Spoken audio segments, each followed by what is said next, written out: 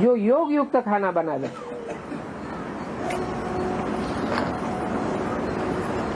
देवताएं भी ये बात समझते हैं कि हम ये भोजन खाए देवता बनते हैं। कहाँ की बात? देवताएं तो सतयुग में होंगे,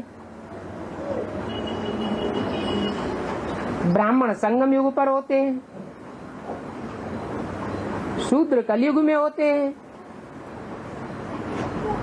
तो योग में रह करके जो ब्राह्मण भोजन बनावे उसकी सराहना करने वाले वो देवताएं कहाँ होंगे?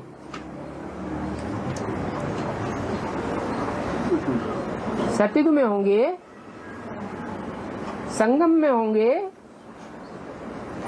या कलयुग में? संगम में ब्राह्मण होते हैं, देवता कहाँ होते हैं? हाँ, ब्राह्मण जो होते हैं उनमें प्योरिटी की खासियत होती है। जो सतयुग में जाकर के देवता तो बनेंगे, लेकिन संगम युग के वह पक्के ब्राह्मण नहीं बनेंगे जो याद में, पक्की याद में रह करके भोजन बनाते हैं। किसका जिक्र है?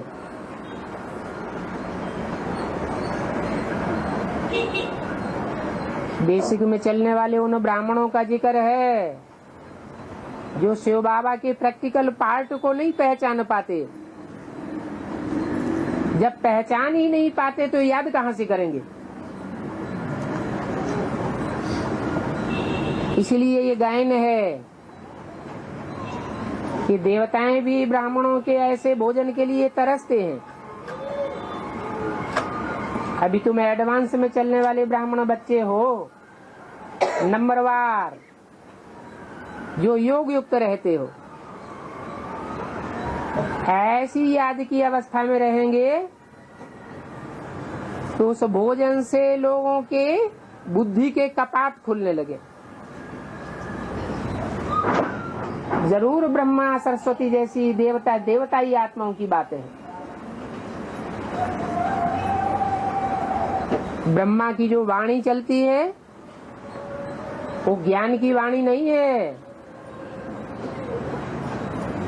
दिव्य वाणी है, दैवी गुणों वाली वाणी है। उन आत्माओं में ज्ञान नहीं होता है, लेकिन बुद्धि में वो प्योरिटी होती है, जिस प्योरिटी की पावर से वो सतयुग में देवताएं तो जरूर बन जाएंगे, 16 कला संपूर्ण।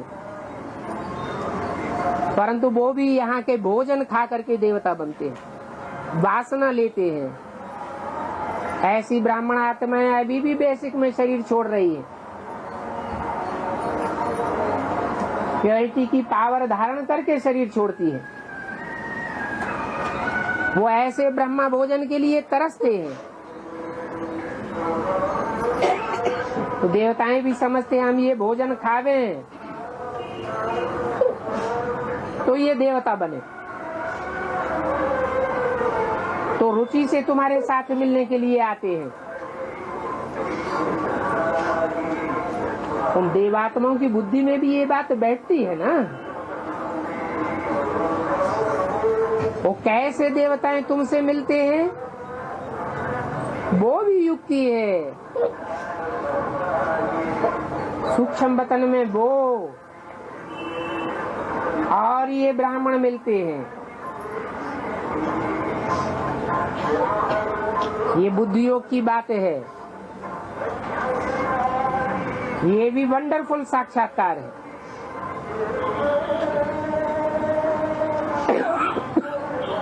दो तरह के साक्षात्कार है,